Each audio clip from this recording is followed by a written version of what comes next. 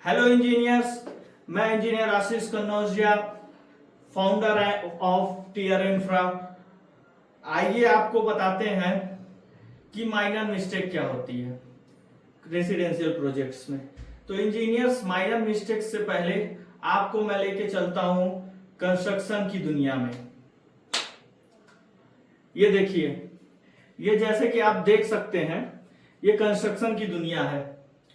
तो इस कंस्ट्रक्शन की दुनिया में रेसिडेंशियल प्रोजेक्ट्स में बहुत माइनर मिस्टेक्स होती हैं जो हमारे अनस्किल्स कॉन्ट्रैक्टर एंड अनस्किल्स मिस्त्री एंड लेबर और फ्रेशर इंजीनियर्स। तो फ्रेशर इंजीनियर्स, आपको मैं कुछ सिखाने के लिए ये कंस्ट्रक्शन की दुनिया में माइनर मिस्टेक्स जो होती हैं उसके बारे में मैं आपको बताऊंगा। तो सीखिए और इस सारी चीजों को अप्लाई भी करिए। तो इंजीनियर्स, इस कंस्ट्रक्शन की दुनिया से वापस चलते हैं और अपने टॉपिक की तरफ। अब देखिए इंजीनियर्स, ये हम लोग आए हैं टॉपिक डिस्कस करने। तो रेसिडेंशियल प्रोजेक्ट्स में माइनर मिस्टेक की हम आपको 10 पॉइंट के बारे में आज डिस्कस करेंगे। तो 10वां पॉइंट में से पहला पॉइंट जो होती है हमारी स्टार्टिंग जो होती है प्रॉपर लेआउट। तो इंजीनियर्स, प्रॉपर लेआउट में हम लोग सबसे पहले क्या होता है, आपको यहां पे मेंशन होता होगा लेआउट प्लान। तो इंजीनियर्स जानिए, देखिए ये लेआउट प्लान है, ठीक है इंजीनियर्स। ये लेआउट प्लान को प्रॉपर रीड करिए, उसके हिसाब से साइट पे लेआउट करानी है आपको। तो साइट पे एक्सकवेशन करने से पहले प्रॉपर लेआउट होनी बहुत जरूरी है। आप अगर वैसे मार्किंग कहीं भी लगा देंगे तो क्या होगा, हमारी लेआउटिंग अगर सही से नहीं हुई है तो एक्सकवेशन में गलती होगी। तो सबसे पहले फर्स्ट प्रायोरिटी आपको देनी है प्रॉपर लेआउट पे। तो प्रॉपर लेआउट आपकी कंप्लीट जब हो जाएगी तो फिर सेकंड पॉइंट में क्या गलती होती है इंजीनियर्स, तो सेकंड चीजों में गलती होती है एक्सकवेशन। अब एक्सकवेशन में प्रॉपर लेआउट अगर आप कर लेंगे तो एक्सकवेशन में क्या होता है कि आप लोग जब गड्ढा करते हैं उसी को एक्सकवेशन बोला जाता है। तो एक्सकवेशन में आपको जो भी हमारी लेआउट फुटिंग लेआउट में दी गई होगी साइज, उससे थोड़ा बड़ा ही एक्सकवेशन उसको गड्ढा करिए। अगर नहीं करेंगे तो मट्टी क्या होगी, वो बाहर की तरफ निकल आएगी और उसी के अंदर गिरने लगेगी। तो एक्सकवेशन का जो रहता है हमारा, उसको ज्यादा बड़ा ही करिए, तब आप प्रॉपर फुटिंग खड़ा कर सकते हैं। फिर उसके बाद आपकी क्या चीज आती है, उसके बाद आती है रिटेनिंग वॉल। आप देखते होंगे कि इंजीनियर्स की रिटेनिंग वॉल, आजकल कॉन्ट्रैक्टर लोग 4 इंच की रिटेनिंग वॉल चला दे रहे हैं। तो 4 इंच की रिटेनिंग वॉल अगर चलाई जाएगी तो आप खुद सोचिए, सॉइल का जब प्रेशर पड़ेगा तो आपका जो दीवार जो रहेगी वो फट जाएगी, ठीक है, फट जाएगी। तो इंजीनियर्स हमेशा थर्ड पॉइंट ये जो है ना रिटेनिंग वॉल, 9 इंच की दीवार चलनी चाहिए। और अगर आपके क्लाइंट का बजट है तो सबसे पहले आपको आरसीसी की ढलाई करवाइए वॉल की। तो क्या होगा, वॉल की जब प्रेशर पड़ेगी उस वॉल पे तो कभी भी इंजीनियर्स उस दीवार फटेगी नहीं, ना क्रैक डेवलप होगी, सारी चीजें होती है। अगर आप इसमें 9 इंच की दीवार चला रहे हैं तो इसमें क्या होता है कि कॉलम जो होता है पहले क्या करता है कॉन्ट्रैक्टर, दीवार चला देता है और उसके बाद प्लाई की शटरिंग लगा के उसको कास्टिंग करता है। तो इंजीनियर अगर ऐसा होगा तो क्या होगा, अर्थक्वेक आएगा और बिल्डिंग जब शेक करेगी इंजीनियर, तो क्या होगा कि वहां पे आपकी रिटेनिंग वॉल को लेके शेक करेगी और उसमें क्रैक डेवलप हो सकती है। तो कॉलम फ्रेम स्ट्रक्चर है तो सबसे पहले फ्रेम से ही कास्ट करिए उस कॉलम को, उसके बाद आपको क्या करनी है, उसकी रिटेनिंग वॉल चलानी है, ना कि पहले रिटेनिंग वॉल चला के फिर उसके बाद उस कॉलम की कास्टिंग करनी है। तो ये मेरा तीसरा पॉइंट हो गया। फोर्थ पॉइंट पे आते हैं हम लोग। तो फोर्थ पॉइंट इंजीनियर्स ये होता है कि प्लिंथ बीम बहुत ही मैटर करता है कंस्ट्रक्शन में। तो प्लिंथ बीम में आपको इंजीनियर्स क्या करनी है कि क्या करते हैं आप, जैसे लो बजट का रेसिडेंशियल प्रोजेक्ट्स होती हैं तो कॉन्ट्रैक्टर लोगों को ज्यादा अमाउंट भी नहीं मिलता है, तो वो लोग जब प्लिंथ बीम की शटरिंग नहीं करते हैं, वॉल ईटा लगा देते हैं साइड, जैसे यहाँ पे मेंशन होता होगा इस तरीके से लगा देते हैं ईटा। तो ठीक है, ईटा लगा देते हैं, लेकिन वो लोग थोड़ी सी गलती कर देते हैं, उसी पे आपको ध्यान देनी है।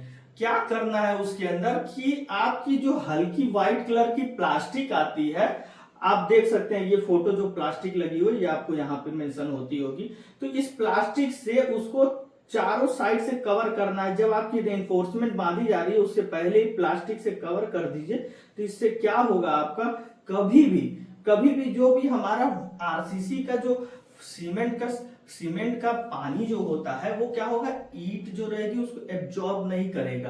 तो इंजीनियर्स इस पॉइंट पे आपको ध्यान देना पड़ेगा। क्या होता है कि ईट जो होती है वो तराई नहीं हुई रहती है, तो वो क्या करता है, वाटर जो रहता है एब्जॉर्ब कर लेता है। तो उसके बाद वो क्या होता है, प्लिंथ बहुत कमजोर हो सकता है। तो हमेशा प्लास्टिक की कोटिंग कराइए। तो इंजीनियर्स 4th पॉइंट डिस्कस हो गया। 5th पॉइंट पे आते हैं। 5th पॉइंट होती है कि कॉन्ट्रैक्टर लोग डीपीसी का यूज नहीं करते हैं। तो डीपीसी हमेशा प्रॉपर रहनी चाहिए। अब डीपीसी होता क्या पता कोई फ्रेशर इंजीनियर पता नहीं होगा, तो ये मेंशन हो रहा है। तो ये डीपीसी होती है। जैसे देख सकते हैं 1.5 फीट की दीवार चलाई गई है और उस पर 1.5 इंच की करीब डीपीसी की गई है। 2 से 1.5 इंच की डीपीसी की जाती है। तो इंजीनियर्स ये डीपीसी बहुत मैटर करता है।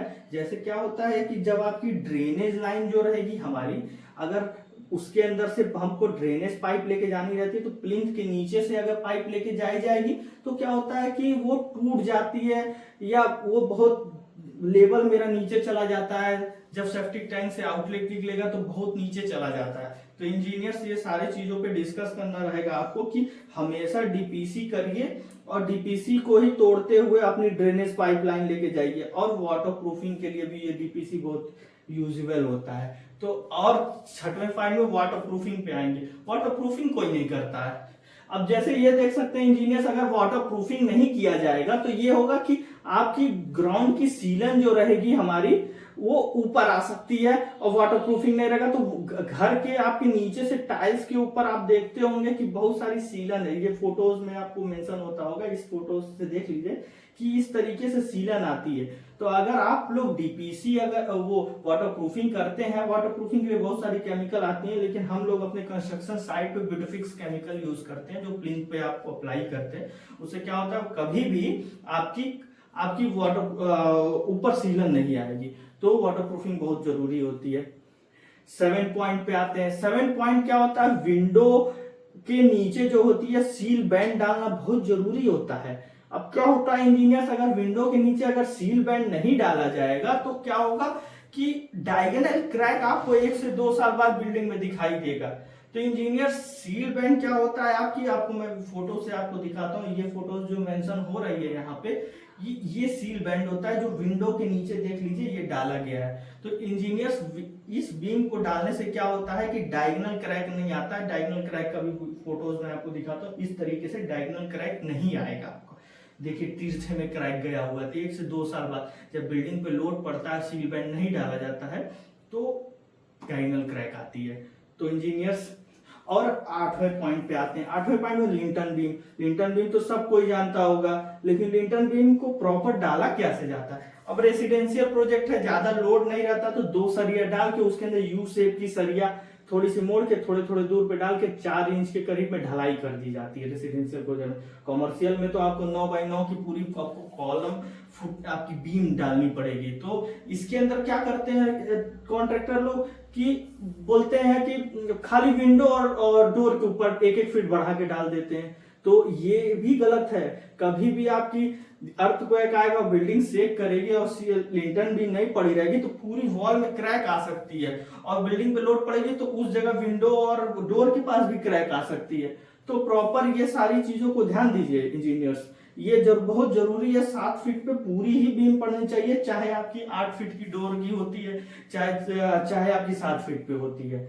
और इंजीनियर्स 9वां पॉइंट पे डिस्कस करते हैं। 9वां पॉइंट ये होता है कि शटरिंग तो सब कोई कर देता है, लेकिन शटरिंग के ऊपर क्या होता है कि लोग लेबलिंग नहीं करते हैं।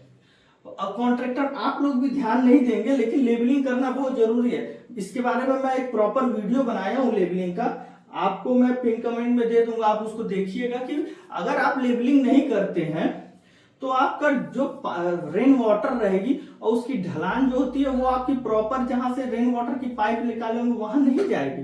तो इंजीनियर्स इस इस लेवलिंग करना बहुत जरूरी है। तो उस प्रॉपर वीडियो को जाके आप देखिए और लेवलिंग जरूर कराइए। लेवलिंग नहीं कराएंगे तो पानी बीच बीच में रुक जाएगा तो दिक्कत आएगी। और लास्ट पॉइंट 10वें पॉइंट पे आते हैं। 10वां पॉइंट ये होता है कि प्लास्टर। तो प्लास्टर तो कोई बात नहीं है, आप तो समझते हैं अरे दीवार है कोई प्लास्टर मैं कर दूं, लेकिन इंजीनियर्स देखिए आरसीसी और ब्रिक की जहां ज्वाइंट होती है वहां पे प्रॉपर आपको वहां पे मुर्गा जाली लगानी है। अब मुर्गा जाली से हम कंफ्यूज होते हैं, मुर्गा जाली होती क्या है? तो इंजीनियर्स उसको चिकन मेश बोला जाता है, मार्केट में मिलता है, थोड़ी थोड़ी जाली टाइप की रहती है। उसको पहले कॉलम और ब्रिक के ज्वाइंट पे आप उसको नीडल से लगा दीजिए और उसके बाद सीमेंट और वाटर को एक आप पेस्ट बनाइए, उस पेस्ट को उसके ऊपर लगा दीजिए। तो उस पेस्ट को लगाने के बाद फिर उसके बाद आप उस पर प्लास्टर करते हैं तो ये क्या होगा कि इंजीनियर वहां पे एक प्रॉपर बॉन्ड बना देगा वो। और वो अब कंफ्यूज होते हैं होता कि दिखता कैसा है। तो ये देखिए चिकन मेश के साथ इस तरीके से आपकी आग लगाई जाती है। ये फोटोज देख सकते हैं मेरी साइट की है, तो इस तरीके से आपको करनी है। तो इंजीनियर्स ये सारे पॉइंट जो हम आपको बताए हैं माइनर मिस्टेक्स, तो इस माइनर मिस्टेक को पहले आप अपने अंदर इस चीजों को सुधारिए।